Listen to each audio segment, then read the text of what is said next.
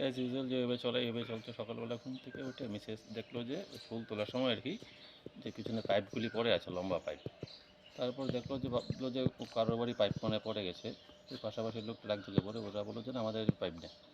তখন বললো যে না, এটা তো আপনাদের বাড়ির কলের পাইপ মনে হচ্ছে। তখন দেখে পরে বুঝলো যে এই সাবমার্সিবল পাম্পটা চুরি হয়ে গেছে। তখন থানাতে গেছিলেন? হ্যাঁ, থানাতে গেছিলাম, থানাতে এফআইআর করেছি। তো পুলিশ এসেছিলো, ইনভেস্টিগেট করছে। বললো আপনারা দেখুন, আমরাও দেখছি। তো কোন জায়গা ওইটা? এটা অফিসটিলা, নতুন পল্লী, ওয়ার্ড নাম্বার 7। সে ব্যাপারে আপনি কেউ সন্দেহ হয়নি? সন্দেহ বলতে তো রাত্রে ঘটনা, তো কাউকে দেখতে পাইনি, তো দেখাও যায়নি।